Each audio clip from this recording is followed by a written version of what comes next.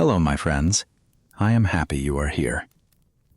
Today, I want you to imagine a young boy standing alone on a small island in the blue Mediterranean Sea. The wind is moving through the hills. The sea is shining under the sun. Far away, across the water, there is a great country called France. That country has power. That country has armies. That country has kings, generals, cities, and dreams. But this boy is not from the center of power. He is from Corsica, a small island that many powerful people do not think about very much. He is not rich. He does not speak French like the other boys. He has a strong accent. At school, people laugh at him. They say he is strange. They say he is too serious. They say he does not belong. But inside this quiet boy, something is growing. A fire, a hunger, a powerful need to prove that his life can become bigger than the place where he began. This boy's name is Napoleon Bonaparte. And one day, this lonely boy from a small island will become one of the most famous men in all of world history. He will win great battles. He will change laws. He will crown himself emperor. He will make millions of people admire him. And he will also make millions fear him. But there is one detail about Napoleon that many people still misunderstand today. It is a small detail, but it tells us something important about how history can turn a real person into a symbol, a joke, or a legend. Stay with me until the end, and I will share that detail with you. For now, take a slow breath, relax your shoulders, let your mind travel back in time. This is the story of Napoleon Bonaparte. Napoleon was born on August 15, 1769, on the island of Corsica. Corsica is in the Mediterranean Sea, between France and Italy. Just before Napoleon was born, France had taken control of Corsica. So Napoleon was born as a French citizen. But in his heart, his family was Corsican. His father's name was Carlo Bonaparte. His mother's name was Letizia. The Bonaparte family was not very poor, but they were not truly powerful either. They belonged to a small, noble family. This helped Napoleon later, because it gave him the chance to study in France. But his early life was not easy. His mother was strong and serious. She lived through violence and political trouble in Corsica. She taught her children discipline. She taught them to be tough. She taught them not to waste food, money, or time. Napoleon would remember this for the rest of his life. As a child, Napoleon was quiet. He liked to be alone. He liked stories of heroes. He liked history. He liked maps. Maps were important to him. When other children looked at a map and saw lines and names, Napoleon saw movement. He saw mountains. He saw roads. He saw rivers. He saw places where armies could march. He saw places where battles could be won or lost. Even as a boy, his mind was already moving like a soldier. When Napoleon was 9 years old, he left Corsica and went to mainland France for school. This was a big change. He was far from home. He missed his family. He did not speak French perfectly. his first language was closer to Italian and Corsican. The other students noticed his accent. They laughed at him.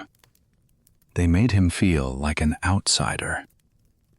For many children, this kind of pain can make the heart smaller. But for Napoleon, it made his ambition stronger. He began to study harder. He wanted to become better than the boys who laughed at him. He wanted to prove that he was not small. He entered a military school in Brienne. Life there was cold and strict. The students learned discipline. They learned mathematics. They learned history. They learned geography. They learned how to become officers in the army. Napoleon was not popular. He was serious. He was proud. Sometimes he was angry, but he was also very intelligent. He was especially good at mathematics. This was useful because he chose to study artillery. Artillery means the use of cannons in war. Cannons were not just loud weapons. They needed careful thinking. A good artillery officer had to understand distance, weight, angles, timing, and movement. Napoleon learned these things deeply. He was not just dreaming about glory. He was building the skills that would one day help him command armies. When Napoleon was still a young man at military school, his father died. This was a heavy moment for the family. Napoleon felt responsible. He was only 16 years old, but he began to think like the head of the family. He wanted success not only for himself, but also for his brothers and sisters. This became part of his character. He loved his family, but he also wanted to lift them into power. Later, when he became powerful, he would put some of his relatives on thrones across Europe. Some people saw this as loyalty. Others saw it as ambition. Maybe it was both. Then came one of the greatest storms in European history. The French Revolution began in 1789. The old world was breaking apart. The king lost power. The people rose up. The streets of Paris were full of anger, hope, hunger, and fear. Old ideas about kings and nobles were questioned.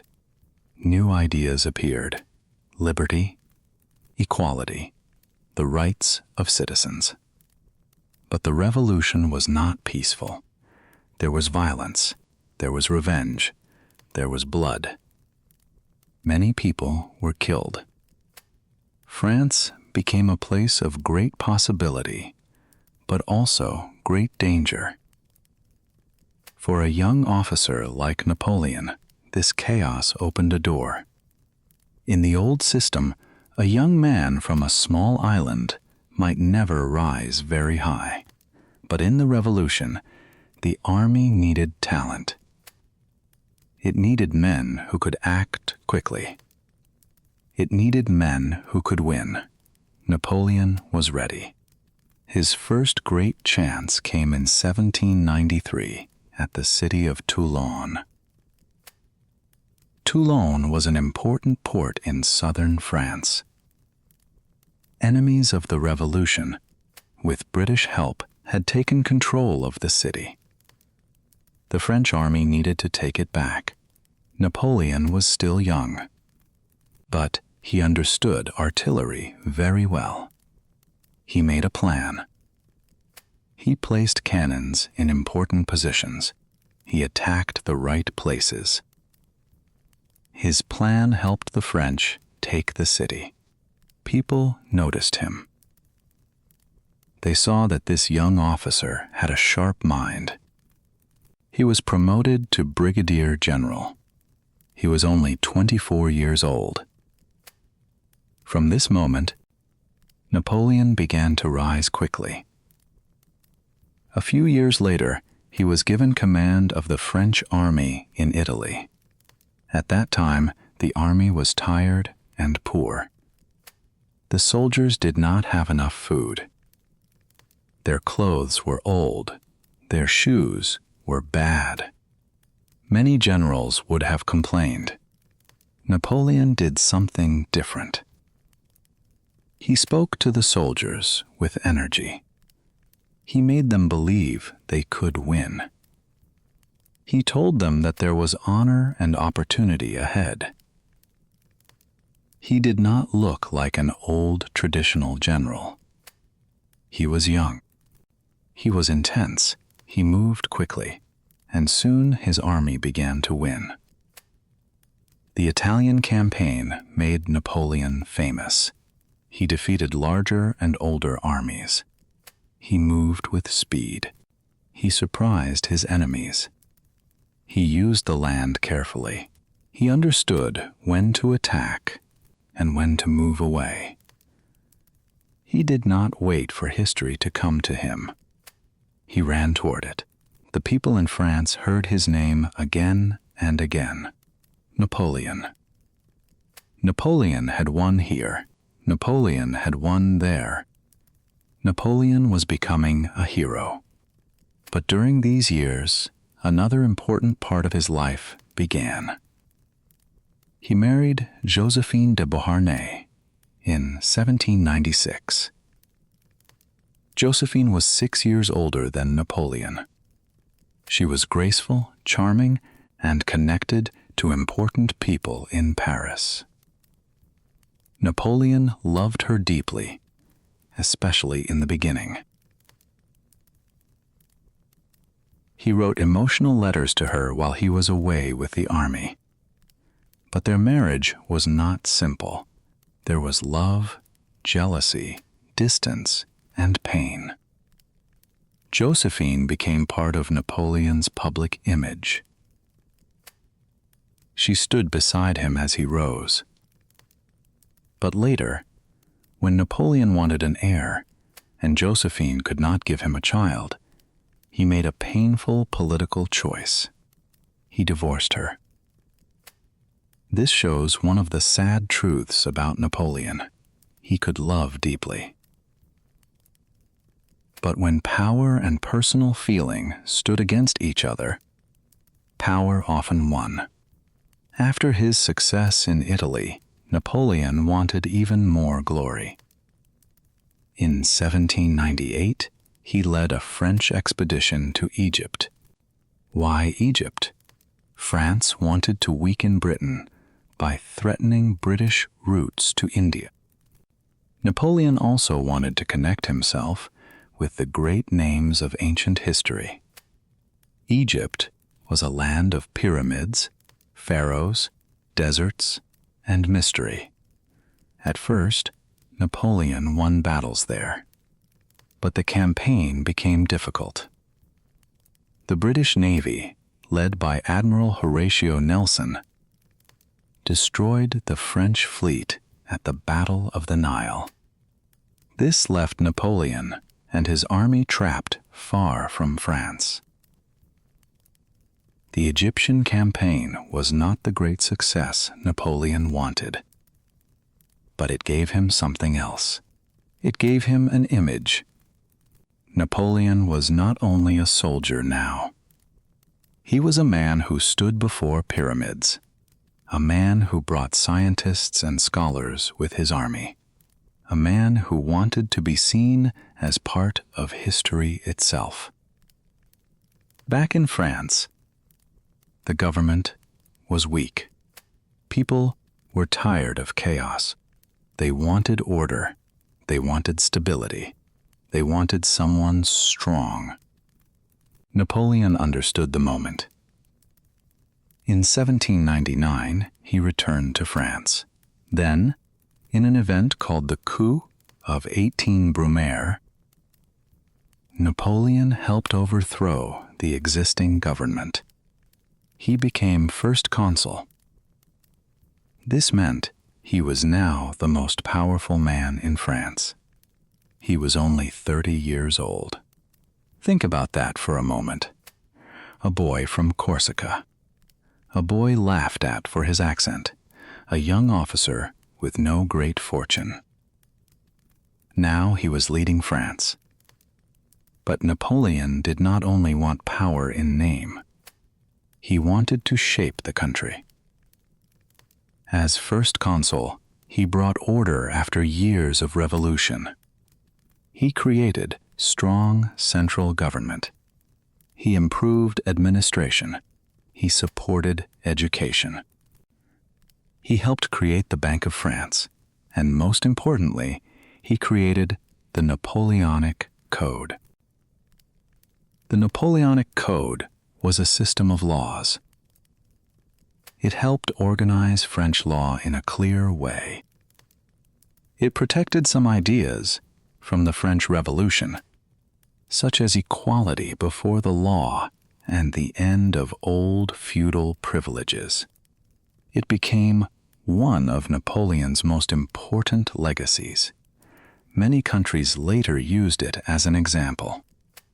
But the code was not perfect. It gave men more power than women in family life.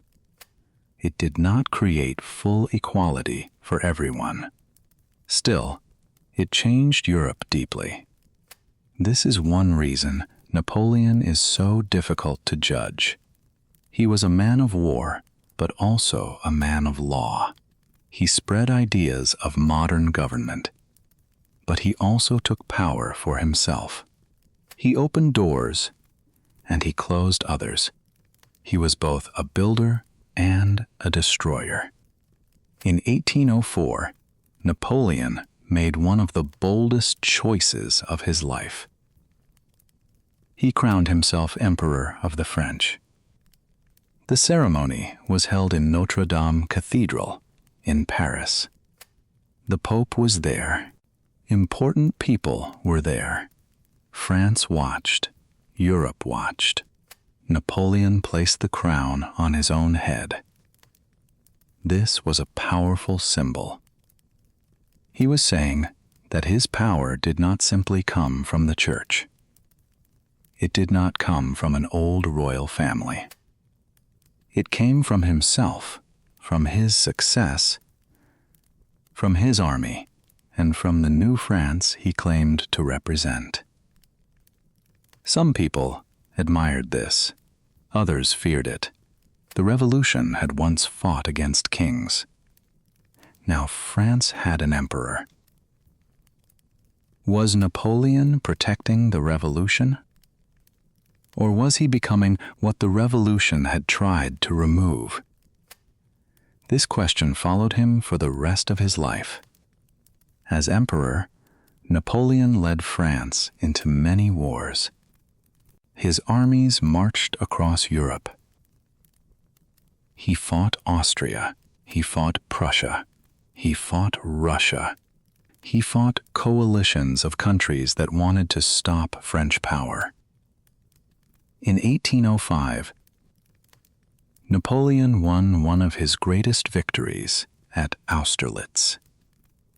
The Battle of Austerlitz is often called his masterpiece.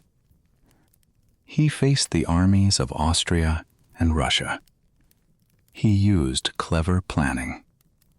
He made his enemies think he was weaker than he really was. Then he attacked at the right moment. The victory was huge. After Austerlitz, many people believed Napoleon was almost impossible to defeat. His soldiers admired him. They called him their emperor. They followed him through mud, snow, heat, and blood. Napoleon had a special power over men. He could make tired soldiers feel brave. He could speak to their pride. He could make them believe they were part of something great. But victory has a dangerous voice. It whispers, "You can do anything," and Napoleon began to believe that maybe he could.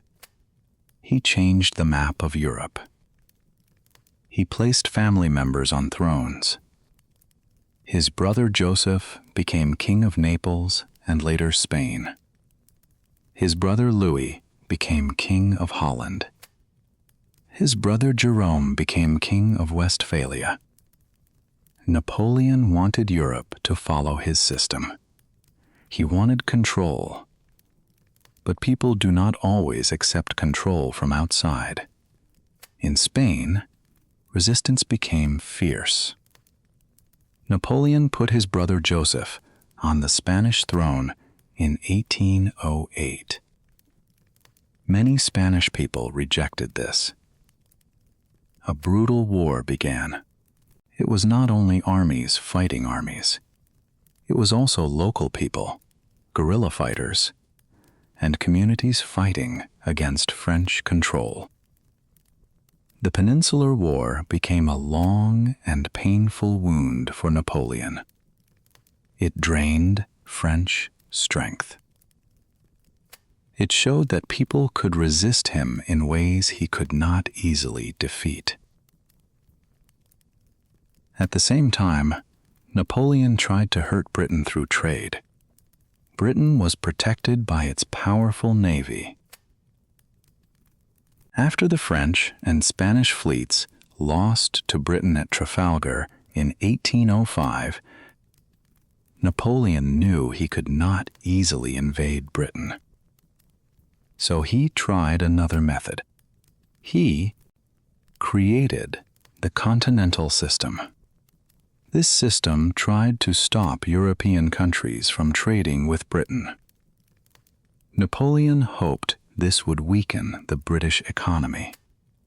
But the system was difficult to enforce.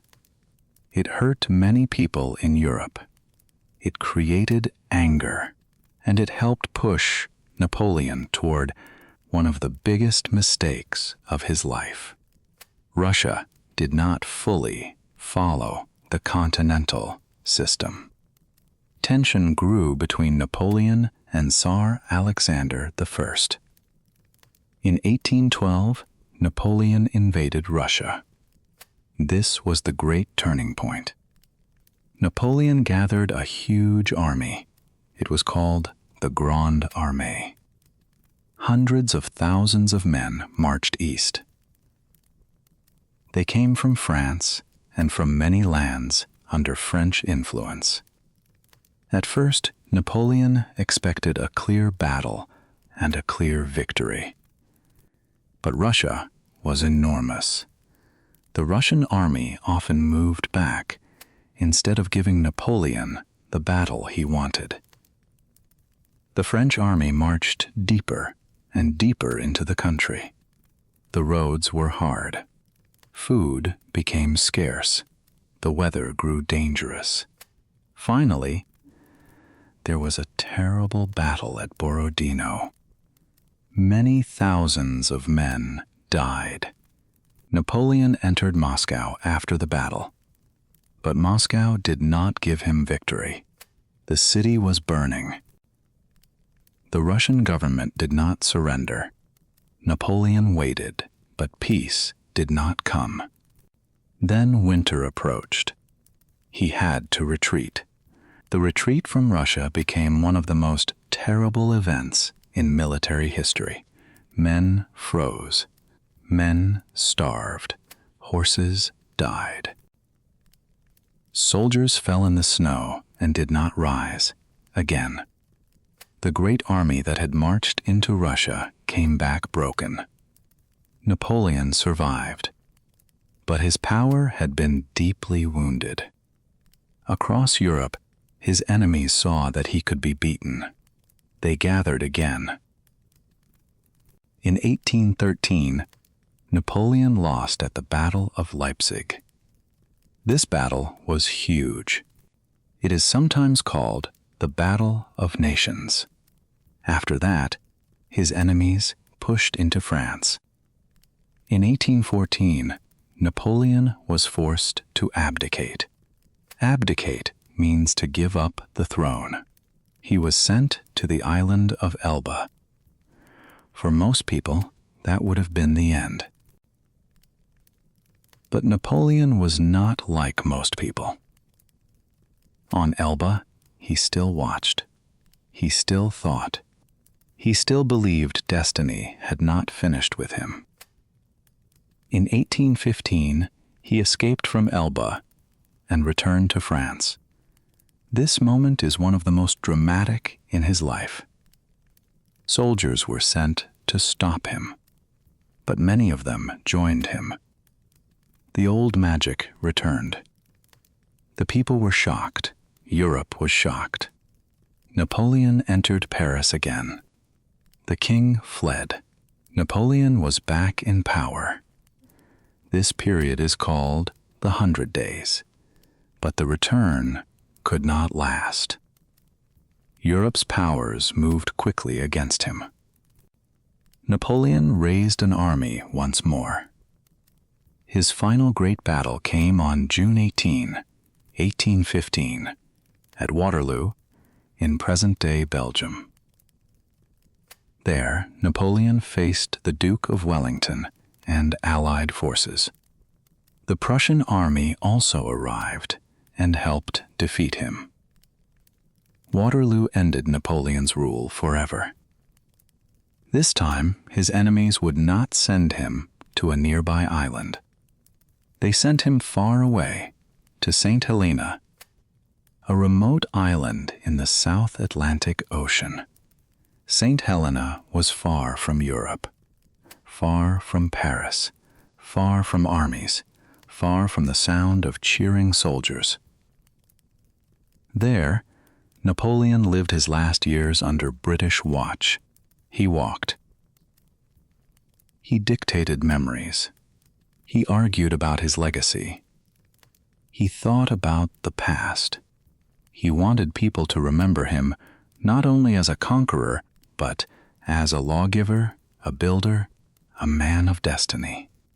But the sea around St. Helena was like a prison wall. Every day, the waves reminded him that he could not return. Napoleon died on May 5, 1821.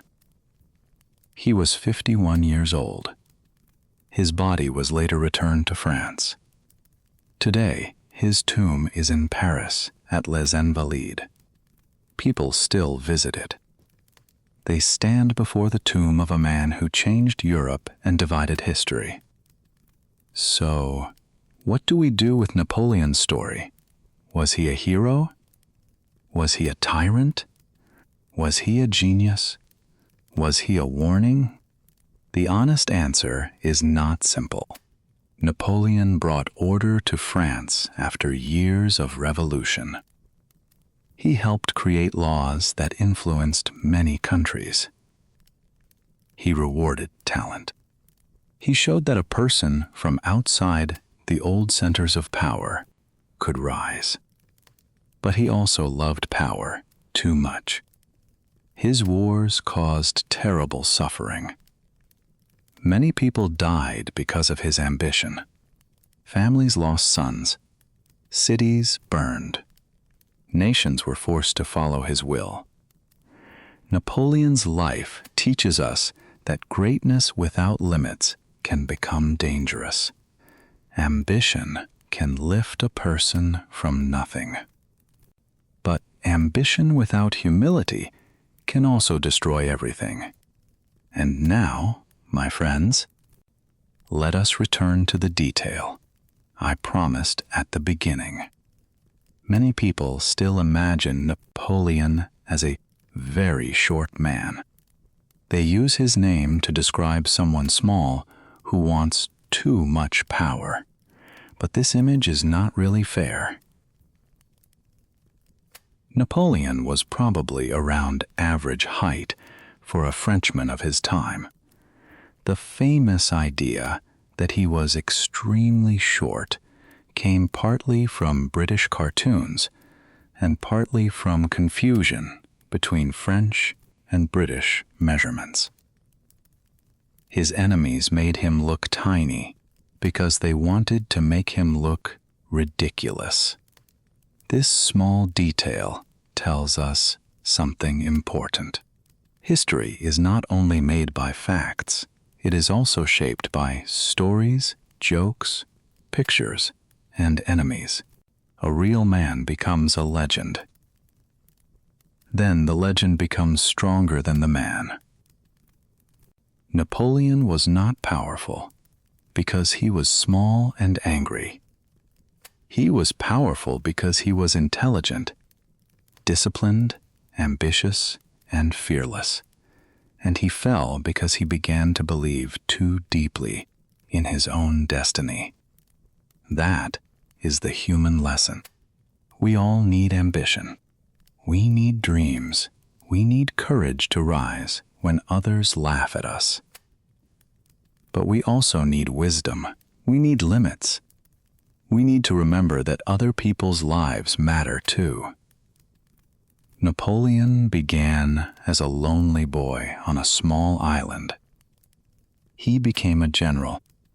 He became an emperor. He stood at the center of Europe. And then he ended his life on another island, surrounded by the sea again. This is the shape of his story. Island to empire, empire to island, a circle of glory, power, loss, and silence. When we listen to Napoleon's life, we learn more than history. We learn about hunger. We learn about pride. We learn about the power of study and discipline. We learn that one person can change the world. But we also learn that changing the world is not always the same as healing it. Sometimes the greatest victories leave deep wounds. Sometimes the loudest fame ends in a quiet room. And sometimes the most powerful people in history are also the loneliest. For us, as English learners, this story has another meaning too. Napoleon was once laughed at for the way he spoke. He had an accent. He felt different. Maybe you also feel that sometimes when you learn English. Maybe you worry about your accent. Maybe you think your words are not perfect. But remember this. Your voice does not need to be perfect to become stronger. Every day you listen, you grow. Every new word is a small step. Every story you understand is a small victory. Keep going. Keep listening. Keep learning. Your journey may be quiet now, but quiet journeys can still lead to powerful places. If this story touched you, I would love to hear from you. Tell me in the comments.